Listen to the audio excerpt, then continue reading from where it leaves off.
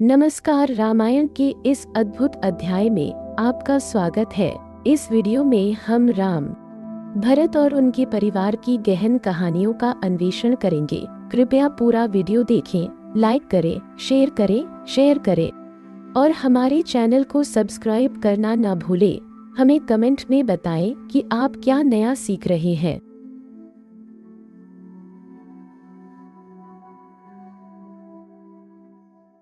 जाबाली के भाषण पर राम को अभी भी क्रुद्ध देखकर पवित्र वशिष्ठ ने कहा, हे राम, ऋषि जाबाली आत्मा के आवागमन में विश्वास रखते हैं। उन्होंने आपको राजधानी लौटने के लिए मनाने की इच्छा से ऐसा कहा है। ये मनुष्य के स्वामी, मुझसे संसार की रचना के विषय में सुनिए। शुरुआत में सब कुछ जल था और उसी तत्व से पृथ्वी का निर्माण हुआ और इसके बाद ब्रह्मा और अन्य देवताओं का अस्तित्व आया। शाश्वत अविनाशी ब्रह्मा आकाश से उत्पन्न हुए और उनसे मरीचिका प्राकट्य हुआ और उनसे कश्यप का जन्म हुआ। कश्यप से विवस्वत का जन्म हुआ और विवस्वत के पुत्र स्वयं मनु थे, जो प्रजापतियों में प्रथम थे। इक्ष्वाकु मनु के पुत्र थे और मनु ने उन्हें संपूर्ण विश्व दिया और इक्ष्वाकु अयोध्या के पहले राजा बने। इक्ष्वाकु के पुत्र का नाम कुक्षी था और उनके पुत्र विकुक्षी थे, जिनके पुत्र प्रतापी और यशस्वी राजा वन थे और महान योद्धा अनवन्य उनके पुत्र थे। सदाचारी राजा अनवन्य के शासनकाल में न तो अकाल था और न ही वर्षा की कमी और न ही कोई चोर। अनवन्य के पुत्र पृथु थे और उनके पुत्र त्रिशंकु थे। त्रिशंकु का सत्य के प्रति इतना महान पालन था कि उन्होंने सशरीर स्वर्ग प्राप्त किया। उनके पुत्र शक्तिशाली धुंधुमारा थे। धुंधुमारा के पुत्र युवनाश्व थे और उनके पुत्र मानधाता थे। मानधाता के पुत्र यशस्वी सुसंधि थे और ध्रुव संधि तथा प्रसेनगीत सुसंधि की संतान थे। प्रसिद्ध भरत ध्रुव संधि के पुत्र थे और भरत से अजित का जन्म हुआ, जिनके विरुद्ध महान राजाओं हिमाया, तालगंगा और शशबिंदु ने युद्ध की घोषणा की। अजित ने किलेबंदी करके उन्हें घेर लिया, लेकिन उनकी हार को कठिनाइयों से भरा पाया। अपना सिंहासन त्याग कर वे आध्यात्मिक अभ्यास के लिए रमणीय हिमालय में चले गए। ऐसा कहा जाता है कि उनकी दो रानियों में से एक गर्भवती थी और दूसरी ने गर्भ को नष्ट करने के लिए उसे जहर दे दिया था। रानी कालिंदी भृगु के पुत्र ऋषि च्यवन के पास गई, जो उस समय हिमालय में निवास करते थे, और उन्हें सम्मान पूर्वक श्रद्धांजलि अर्पित की। वे प्रसन्न होकर उन्हें पुत्र की कामना करते हुए जानकर बोले, हे देवी, आप एक ऐसे पुत्र को जन्म देंगी जो प्रसिद्ध, गुणी, उदार, उत्कृष्ट आचरण वाला, अपने वंश का प्रवर्तक और अपने शत्रुओं का दमन करने वाला होगा। यह सुनकर रानी ने ऋषि को श्रद्धा पूर्वक प्रणाम किया। फिर वे घर लौट आई और एक पुत्र को जन्म दिया, जिसकी आंखें कमल के समान थी और जो पेट में ब्रह्मा के समान था। अपनी सहपत्नी द्वारा दिए गए जहर के साथ जन्म लेने के कारण कालिंदी के पुत्र का नाम सागर रखा गया। उचित समय पर अभिषेक होकर राजा सागर ने महासागर को सुखा दिया। उनके पुत्र को असमंजस कहा गया। उन्होंने लोगों को सताया और राजा ने उनके बुरे तरीकों के कारण उन्हें निर्वासित करने का आदेश दिया। असमंजस के पुत्र अंशुमन थे और उनके पुत्र दिलीप थे।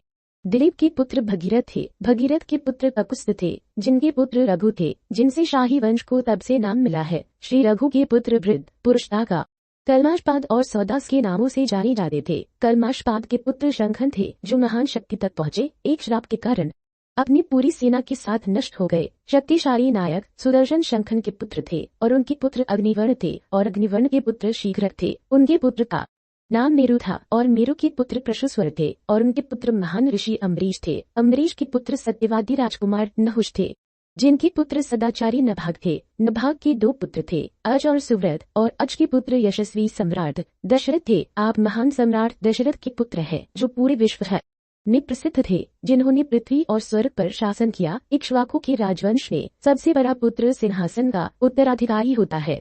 जब तक सबसे बड़ा पुत्र जीवित रहता है, कोई और राजा नहीं बन सकता। आपके लिए रघु के घर की इस पवित्र परंपरा का उल्लंघन करना उचित नहीं है। हे महान, खजाने से भरी इस पृथ्वी और आपके अधीन उन विशाल डोमेन पर शासन करे, जैसा आपके पिता ने किया था।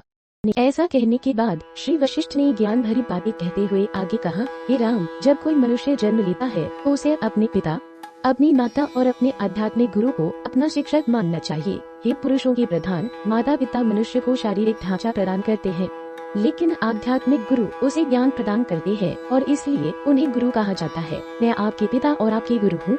मेरी सलाह पर ध्यान दे और सज्जनों के मार्ग का उल्लंघन न करे। ये मेरे पुत्र, यहाँ आपके रिश्तेदार, विद्वान ब्राह्मण और राजधानी के लोग, साथ ही योद्धा और व्यापारी भी है। उनके प्रति अपने कर्तव्य का पालन करे और नैतिक दायित्व की सीमाओं का उल्लंघन न करे। यहाँ आपकी पवित्र और वृद्ध माता है, जिनकी आपको अवहेलना नहीं करनी चाहिए। उस मनुष्य को सदाचारी कहा जाता है, जो अपनी माता का आज्ञा पालन करता है। हे राजकुमार, भरत के इस अनुरोध को मानकर कि आपको सिंहासन पर बैठना चाहिए, आप धार्मिक कार्य के मार्ग से विचलित नहीं होंगे। इस प्रकार राम को विनम्रता से संबोधित करने के बाद पवित्र गुरु वशिष्ठ अपने आसन पर फिर से बैठ गए। तब पराक्रमी राम ने उत्तर दिया, माता पिता अपने पुत्र के लिए जो अच्छा करते हैं उसकी भरपाई आसानी से नहीं की जा सकती। बचपन में वे उसे सुंदर वस्त्र और स्वादिष्ट व्यंजन देते हैं, वे उसे सुलाते हैं और स्नेहपूर्वक उसके शरीर पर तिल के तेल से मालिश करते हैं और कोमल सलाह में स्नेह प्रकट करते हैं।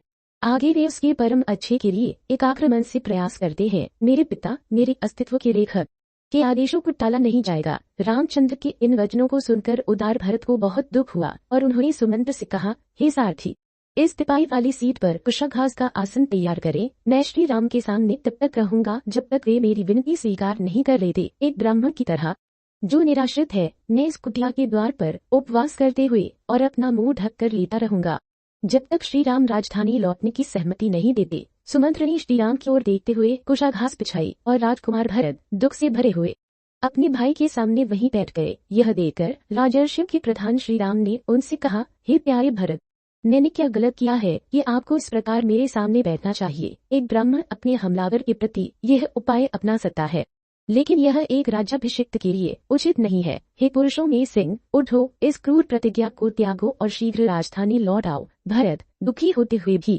दृढ़ संकल्पित होकर अपने आसपास खड़े राजधानी और देश के लोगों से बोले, आप सब श्री राम से क्यों नहीं विनती करते। तब उन्होंने उत्तर देते हुए कहा, हम काकुत्स्थ पर और दबाव नहीं डाल सकते क्योंकि वे अपने पिता के आदेश का पालन करने के लिए दृढ़ संकल्पित हैं। उनकी बातें सुनकर राम ने भरत से कहा है, राजकुमार, धर्म में निपुण अपने साथियों के वचनों पर विचार करें और मामले को ध्यान से तोलें। उनके वचनों पर ध्यानपूर्वक विचार करने के बाद उठो हे राघव, और वह करे जो आपको योद्धा के लिए अशोभनीय कार्य करने के लिए शुद्ध करेगा। आप जल पिए और मुझे भी स्पर्श करें। भरत ने उठकर कहा, सुनो हे ब्राह्मणों, देशवासियों और योद्धाओं, मैं अपने पिता का राज्य नहीं चाहता। मैंने अपनी माता को उसे मांगने के लिए प्रोत्साहित नहीं किया। मुझे श्री राम के वनवास के बारे में कुछ भी पता नहीं था। यदि यह आवश्यक है कि कोई मेरे पिता के आदेश के पालन में वन में निवास करे तो मैं उनके स्थान पर 14 वर्षों तक वहां रहूंगा। अपने भाई के संकल्प पर चकित होकर श्री राम ने उपस्थित लोगों को संबोधित करते हुए कहा, मित्रों, राजा द्वारा अपने जीवन काल में जो कुछ भी खरीदा, गिरवी रखा या बेचा गया था, उसे मेरे या भरत द्वारा किसी भी तरह से रद्द नहीं किया जा सकता। न ही मैं अपमान स्वीकार कर सकता हूँ और भरत को अपने प्रतिनिधि के रूप में वन में जाने की अनुमति दे सकता हूँ। कैकेयी ने जो मांगा था वह राजा द्वारा न्याय संगत रूप से प्रदान किया गया था। मैं भरत को निस्वार्थ और अपने गुरु का सच्चा शिष्य जानता हूँ और वह उत्कृष्ट व्यक्ति सत्य का प्रेमी है। मैं यहाँ घोषणा करता हूँ कि वन से लौटने पर मैं राज्य स्वीकार करूंगा और अपने सदाचारी भाई के साथ सम्मान पूर्वक देश पर शासन करूंगा। हे भरत, मैंने राजा द्वारा कैकेयी को दिए गए वरदान का निर्वहन किया है और उनके सम्मान की पुष्टि की है। आप राजा को झूठ के आरोप से मुक्त करें और दूसरे वरदान को पूरा करें। दो तेजस्वी भाइयों की सभा में उपस्थित महान ऋषिगण आश्चर्यचकित थे। अदृश्य रूप में उपस्थित राजर्षियों, उन सिद्ध पुरुषों और साथ ही उन दिव्य प्राणियों ने दोनों राजकुमारों की प्रशंसा की और कहा, धन्य है वे राजा जिनके पुत्र अत्यंत गुणवान और सत्यवादी है। हम उनकी वार्ता सुनकर अत्यंत संतुष्ट हैं। रावण के जीवन और शासन के शीघ्र अंत की कामना करते हुए कुछ ऋषि भरत के पास गए और एकजुट होकर उनसे बोले, हे भरत, हे अत्यंत दृढ़ निश्चयी राजकुमार, हे पुण्यात्मा और यशस्वी, स्मरण करें कि आपका जन्म एक शाही वंश में हुआ है। यदि आप अपने माता पिता के हृदय को प्रसन्न करना चाहते हैं तो राम की बात की अवहेलना न करें। हमारी इच्छा है कि आपके पिता जो स्वर्ग से धार चुके हैं, महारानी कैकेयी के प्रति अपने दायित्वों को पूरा करके हर ऋण से मुक्त हो जाए। ऐसा कहकर ये दिव्य ऋषि अपने निवास स्थान को लौट गए। राम उनके वचनों से संतुष्ट होकर बोले, आपके द्वारा मुझे धर्म का पालन करने में सहायता मिली है। राजकुमार भरत ने कांपते स्वरों में फिर से राम से विनती करते वे कहा, हे राम, जो धर्माचार में कुशल होते हैं और जो ज्येष्ठ होते हैं वे ही सिंहासन पर आरूढ़ होते हैं। आप परंपरा का पालन करते हुए अपनी माता कौशल्या की इच्छा पूरी करें। मुझमें अकेले इतने विशाल साम्राज्य का प्रबंधन करने का साहस नहीं है, न ही मैं राजधानी और राज्य के लोगों को संतुष्ट कर पाऊंगा। हमारे संबंधी, मित्र और योद्धा आपकी समृद्धता को स्वीकार करने की प्रतीक्षा कर रहे हैं, जैसे किसान उत्सुकता से वर्षा वाले बादलों की प्रतीक्षा करता है। अतः हे बुद्धिमान, आप ही मुकुट स्वीकार करें क्योंकि आप ही इस राज्य की स्थापना करने में सक्षम है। ऐसा कहकर भरत अपने भाई के चरणों में गिर पड़े और हे राम कहते हुए उनसे उत्सुकता पूर्वक विनती की। श्री राम ने उस युवा राजकुमार को उठाया जो वाक्पटु और कमल नेत्रों वाला था और एक जंगली हंस के समान दिखता था। उन्होंने उन्हें गले लगाया और कहा, जो सच्ची विनम्रता आपने प्रदर्शित की है वह आपको राज्य पर शासन करने के लिए पर्याप्त साहस प्रदान करेगी। आप अपने शासन के महान कार्य में अपने मंत्रियों, सलाहकारों और मित्रों से परामर्श करें। चंद्रमा चमकना बंद कर सकता है और हिमालय अपनी बर्फ छोड़ सकता है। मेरु पर्वत अपना वैभव खो सकता है या समुद्र अपनी सीमा लांघ सकता है, लेकिन मैं अपने पिता की उपस्थिति में की गई प्रतिज्ञा को नहीं छोड़ूंगा। हे प्रिय, यह आपको तय नहीं करना है कि आपकी माता ने जो कुछ भी किया वह आपसे प्रेम के कारण था या आपको राजा बनाने की महत्वाकांक्षा के कारण। आपको उनके साथ अपने माता पिता के रूप में व्यवहार करना है। तब राजकुमार भरत ने राम को उत्तर दिया, जो महिमा में सूर्य के समान और आभा में नवचंद्र के समान थे, यह कहते हुए, हे श्रेष्ठ, इन स्वर्ण मंडित पादुकाओं में अपने चरण रखे, क्योंकि शीघ्र ही ये हमारे समर्थन और सुरक्षा का एकमात्र साधन बनेंगी। तेजस्वी राम ने पादुकाएं पहनी, उन्हें उतारा और भरत को लौटा दिया। उन्होंने पादुकाओं को श्रद्धापूर्वक प्रणाम करते हुए राम को संबोधित किया, आपसे मैं 14 वर्षों तक जटा धारण करके और वल्गल वस्त्र पहनकर फल और कंद पर जीवन यापन करूंगा। आपकी वापसी की प्रतीक्षा में इन पादुकाओं को 14 वर्षों के लिए राज्य का प्रबंधन सौंपते हुए, यदि मैं उस अवधि के अंतिम दिन आपको लौटते हुए नहीं देखूंगा तो मैं अग्नि में प्रवेश कर जाऊंगा और भस्म हो जाऊंगा। श्री राम ने भरत को अत्यंत श्रद्धा से गले लगाते हुए उत्तर दिया, ऐसा ही हो। तब उन्होंने आगे कहा, अपनी माता कैकेयी का पालन पोषण करे और उन पर क्रोधित न हो। मेरे नाम पर और श्री सीता के नाम पर मैं आपको रानी कैकेयी का आदर और उनकी रक्षा करने के लिए निवेदन करता हूँ। उनकी आंखें आंसुओं से भर गई। श्री राम ने तब श्री भरत और शत्रुघ्न को विदा किया। भरत ने अलंकृत और चमचमाती पादुकाओं को उचित श्रद्धा अर्पित करते हुए श्री राम की परिक्रमा की और उन्हें राजा दशरथ के विशाल हाथी के सिर पर रखा। तब श्री राम, जो हिमालय के समान अचल थे, धर्म के अभ्यास में और रघुकुल के सम्मान के प्रवर्तक, अपने पवित्र गुरु, मंत्रियों, नागरिकों और अपने भाइयों को प्रणाम किया और उन्हें विदा किया। उनकी माताएं दुख से अभिभूत होकर एक भी शब्द नहीं बोल पाई। उन्हें भी श्री राम ने श्रद्धापूर्वक प्रणाम किया और दुखपूर्वक अपने निवास में प्रवेश किया। तब श्री भरत पूर्ण रूप से सहमत होकर हाथी के सिर से चरण पादुकाएं उतारकर अपने सिर पर रखी और शत्रुघ्न, श्री वशिष्ठ, वामदेव तथा दृढ़ प्रतिज्ञा वाले जाबाली के साथ सभी बुद्धिमान सलाहकारों को आगे कर रथ पर आरूढ़ हुए। चित्रकूट पर्वत की परिक्रमा करते हुए वे मंदाकिनी नदी के किनारे पूर्व दिशा की ओर बढ़े, जहां उन्होंने धातु की अनगिनत नसें देखी। श्री भरत अपनी सेना के साथ आगे बढ़े और चित्रकूट से थोड़ी दूरी पर उन्होंने वह आश्रम देखा जिसमें पवित्र भारद्वाज और अन्य ऋषि रहते थे। ऋषि भारद्वाज के आश्रम के पास पहुंचकर श्री भरत रथ से उतरकर उन्हें प्रणाम किया। भारद्वाज ने आनंद से भरकर भरत से कहा, हे मित्र, क्या आपने श्री राम के दर्शन किए? क्या आपका उद्देश्य पूरा हो गया है? अपने भाई के प्रति सदैव समर्पित श्री भरत ने ऋषि से कहा, हे प्रभु, मैंने और पवित्र गुरु वशिष्ठ ने राम से वापस लौटने की विनती की, लेकिन उन्होंने प्रसन्नता पूर्वक उत्तर दिया, मेरे पिता का यह आदेश कि मुझे 14 वर्ष तक वन में रहना है, मेरे द्वारा ईमानदारी से पालन किया जाएगा। तब विद्वान और वाक्पटु श्री वशिष्ठ, जो ज्ञान में निपुण थे, ने श्री राम को इस प्रकार संबोधित किया, हे बुद्धिमान, कृपया अपनी रत्नजड़ित चरण पादुकाएं अपने प्रतिनिधि को प्रदान करें। आप राजधानी का हित अपने हृदय निर्धारण करें। श्री राम ने अपने पवित्र गुरु की आज्ञा का पालन करते हुए पूर्व की ओर मुड़कर चरण पादुकाएं पहनी और उसके बाद उन्हें मुझे सौंप दिया। अब श्री राम को वापस लाने के अपने उद्देश्य में विफल होकर मैं इन चरण पादुकाओं के साथ अयोध्या लौट रहा हूँ। तब महर्षि भारद्वाज ने ये शुभ शब्द कहे, है राजकुमार, धर्म के ज्ञान में निपुण आपकी उत्कृष्टता उतनी ही कम आश्चर्य का स्रोत है जितना कि पानी का सदैव निचले स्थान की ओर बहना। राजा दशरथ आपके जैसे धर्मात्मा और कर्तव्य परायण पुत्र के स्वामी होकर निश्चित रूप से अमरत्व को प्राप्त हो गए हैं। श्री भरत ने अत्यधिक श्रद्धा के साथ हाथ जोड़कर पवित्र ऋषि के चरणों का स्पर्श किया, उनकी परिक्रमा की और फिर अपने सलाहकारों के साथ अयोध्या की ओर प्रस्थान किया। राजकुमार भरत का अनुसरण करती हुई सेना कुछ हाथी पर सवार होकर, कुछ घोड़ों पर और कुछ बैलगाड़ियों में अपनी गाती हुई लहरों वाली यमुना को पार कर गंगा के पवित्र जल तक पहुंची। पवित्र गंगा नदी को पार करने के बाद अपने साथियों के साथ श्री भरत श्रृंगवेरा नगर में प्रवेश किया और वहां से अयोध्या की ओर बढ़े। अपने पिता राजा दशरथ और अपने भाई श्री रामचंद्र द्वारा त्यागी गई अयोध्या को एक आहत नगरी देखकर राजकुमार भरत गहरे संकट में पड़कर अपने सारथी से बोले, देखो, यह उजड़ी हुई राजधानी अपनी पूर्व महिमा से रहित अलंकृत नहीं है और इसमें उत्सव के सभी चिन्ह नहीं है। कितना शांत, कितना दयनीय है यह नगर जो पहले जीवन से इतना भरा हुआ था।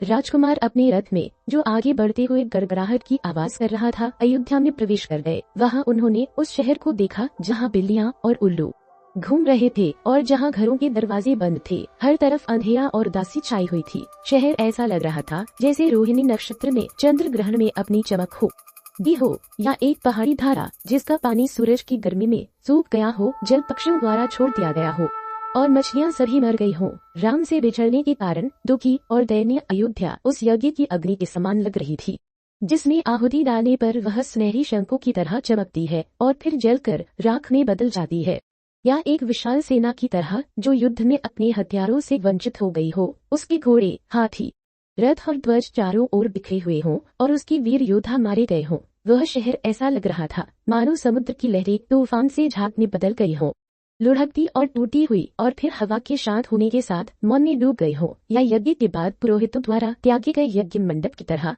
जो भिक्षा की तलाश में निकल गए हो, या बिना बैल के गायों की तरह जिन्होंने चरागाह में चरना बंद कर दिया हो और बाड़े में उदास खड़ी हो, या अपने कीमती रत्नों से रहित हार की तरह, या एक उल्का पिंड की तरह जिसका गुण समाप्त हो गया हो, पृथ्वी पर गिर गया हो, अपनी चमक से वंचित हो गया हो, या एक फूलदार शाखा की तरह जो वसंत में फूलों से लदी हो, मधुमक्खियों के झुंड से घिरी हो, जो अचानक जंगल की आग में भस्म हो गई हो। सड़कें सुनसान थी और मेरे व बाजार बंद थे और कोई सामान बिक्री के लिए नहीं था। अंधेरी और भयानक अयोध्या बरसात के मौसम में घने बादलों से ढके चंद्रमा और तारों की तरह लग रही थी, या एक सुनसान मधुशाला की तरह जिसके उत्सव मनाने वाले जा चुके हों, शराब खत्म हो गई हो और टूटे हुए शीशे और बर्तनों के टुकड़े अव्यवस्थित रूप से इधर उधर बिखरे पड़े हों। अयोध्या एक ऐसी तालाब की तरह लग रही थी जो जमीन में धंस गया हो, पानी खत्म हो गया हो, नींव बह गई हो, प्यासे लोगों के बीच कलश और मिट्टी के बर्तन बिखरे पड़े हों जो वहां हताशा में खड़े हों, या यह एक महान योद्धा के धनुष की डोरी के समान थी जो उसके विरोधी की तीर से कट गई हो और जमीन पर पड़ी हो, या एक बूढ़े और कुपोषित खच्चर की तरह जिसे एक सैनिक ने युद्ध में मारा हो और बिना ध्यान दिए छोड़ दिया हो। इस वीरांगी को देखते हुए राजकुमार भरत अपने रथ में बैठे हुए सुमंत्र से बोले, जो रथ हाँक रहे थे, अरे कितनी दुखद बात है कि यह शहर जो पहले इतना प्रफुल्लित था आज इतना उदास दिख रहा है। फूलों की मालाओं की मादक सुगंध और धूप की महक अब इसे नहीं भर रही है। हे सुमंत्र, मुझे पहले की तरह रथों की खड़खड़ाहट, घोड़ों का हिरहिनाना और हाथियों का लंबा गर्जन सुनाई नहीं देता। आह, जब से राम गए हैं, अयोध्या के नवयुवकों ने ताजे फूलों और चंदन की मालाओं से खुद को सजाना बंद कर दिया है और पुरुष अब फूलों से सजकर बाहर नहीं घूमते। अब कोई उत्सव नहीं मनाए जाते और राजधानी के लोग शोक में डूबे हुए हैं। ऐसा लगता है जैसे शहर की महिमा राम के साथ चली गई थी। ओ, अयोध्या प्रकाशहीन है, जैसे पूर्णिमा के समय बादल छाई रात हो। मेरे भाई रामचंद्र कब एक त्योहार की तरह लौटेंगे, अयोध्या में आनंद फैलाते हुए, जैसे शरद ऋतु की बारिश करती है। पहले राजधानी के शाही राजमार्ग भव्य वस्त्रों से सजे युवाओं से भरे रहते थे, लेकिन आज वे सभी सुनसान है। विलाप करते और शोक मनाते हुए राजकुमार भरत अपने पिता के महल में प्रवेश कर गए, जो राजा से रहित होकर एक ऐसी गुफा के समान लग रहा था जिसमें शेर न हो। भीतरी कक्ष को पूर्ण अंधकार में देखकर राजकुमार जोर से रो पड़े, जैसे देवता जब राक्षसों से युद्ध करते हैं तो सूर्य के अंधकारमय होने को देखकर पीड़ित होते हैं। इस वीडियो में हमने रामायण के महत्वपूर्ण क्षणों को देखा, जहां राम ने अपने पिता के आदेश का पालन करते हुए वनवास स्वीकार किया। भरत ने अपने भाई राम की अनुपस्थिति में अयोध्या की दुर्दशा को महसूस किया और उनकी वापसी की प्रतीक्षा की। यह कहानी हमें सिखाती है कि कर्तव्य और परिवार का महत्व क्या होता है। अगर आपको यह वीडियो पसंद आया हो तो कृपया लाइक करें, शेयर करें और हमारे चैनल को सब्सक्राइब करें। हमें कमेंट में बताएं कि आपको इस अध्याय से क्या नया सीखने को मिला।